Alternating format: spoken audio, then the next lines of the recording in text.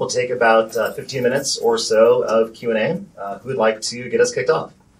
Tyler. Sure, why not? Good. Thank you. Hey guys, Tyler, ESPN. You guys have been scrimmaging and playing for the last few days.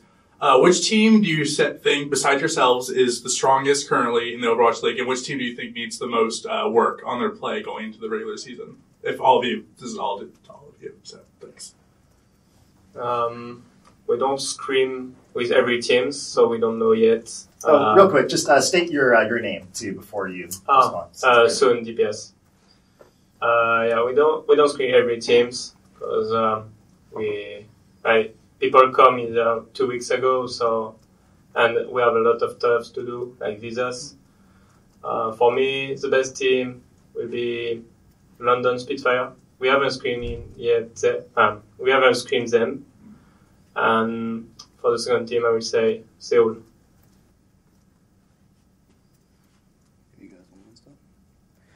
Yeah, I'd probably agree with SoOn on that. Probably the two strong Korean teams, so Seoul and Spitfires. I also want to add that obviously Boston right now are looking really strong in scrims. I think if they can get over the inexperience on LAN, then they could be very, very strong and actually contend for that top region in the leaderboards. So, hey guys, Josh with Blitz Esports. This is the first time we're seeing LAN play with the new Mercy changes. She's still essentially permanently picked. How do you guys feel about the current state of the game? It's for all of you guys. I think the current state of the game is more slow-paced, since obviously you're not running Lucio as often, so you're not really giving speed to the rest of your teammates. It also extends the fights, because when you have Valkyrie, you can resurrect two of your teammates, or you can resurrect one if you don't have your ultimate up. So it's just prolonging and slowing down the pace of the game. Do you like that? Not really. I kind of like how some teams can have a strict plan before a fight happens, but with Mercy Resurrect, there's too many different factors that can play into the fight, and it's hard to tell before the fight actually starts. Not super related to OWL, but Blizzard recently announced that they would be making some SR changes to the competitive ladder.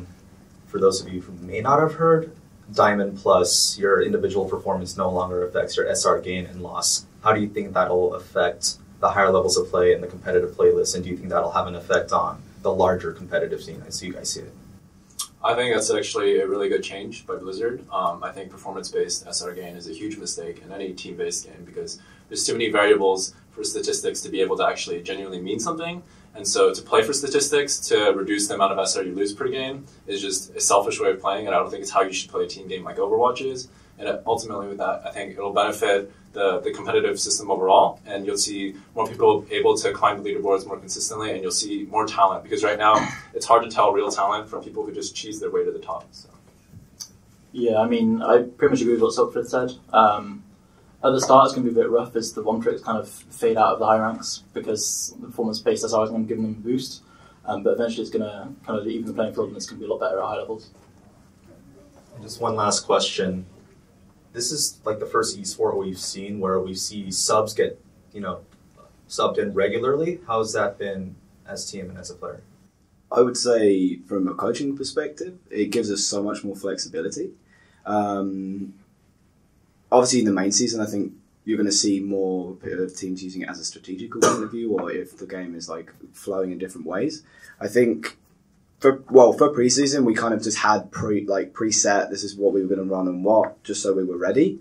But moving into the main season, I think you're going to see some cool strats when it comes to subs too, and trying to play mind games with the enemy team and stuff like that. So if there are rosters out there with just a 6-man roster, they're probably not going to be able to play those strats. Besides you guys, do you think anybody's particularly strong with their subs? I'd say Spitfire, because they have two distinct different teams, right? Every role has a counterpart. They can also have two different teams scrimming at the same time against other teams, and then share whatever at the end of the day. I think that's really strong. I think say one team's on a rise and the other team's on a fall, it's just an easy switch. So I think probably Spitfire right now, because they are the only team with 12. I'm pretty sure. Yeah. Thank you guys. Hi there, Adam with Action Esports. So this is kind of the first time with Overwatch League we are seeing both a professional league start for an esport as well as initiating franchising. So with all this happening at once, we're seeing some organizations that have previously existed, such as IMT, kind of transitioning over to Overwatch League, as well as completely new organizations fielding rookies. How has this transition to franchising been for you guys, and how do you think the current structure of it will affect the competitive balance? It hasn't really made that much of a difference for us, really, because IMT's always had the same philosophies, and it just transitions. For us, it's really just a brand change, and that's about it. In terms of how Overwatch League develops, I guess we'll just see what happens. Like, there's not much else we can say from there. Tim with HTC Esports. You guys obviously just came off of a match against Gladiators. I want to know about your rivalry with them. How strong is that rivalry personally to you, since you guys are both LA-based teams? And then also outside of that, is there another team that you consider your competitive rival inside the league outside of them? Or your strongest competitive rival, obviously? I'd say I'd speak for me and silkthread that we have obviously a bit of like with hydration from CLG. Obviously, we always want to pay a bit of respect to each other, so on that level. But then when it comes to the rivalry, I mean, it's two LA-based teams, so there's got to be something there. But the rivalry is going to grow, and it's going to have some sort of character to it. There's nothing much there just yet, but obviously we're just laying the foundations.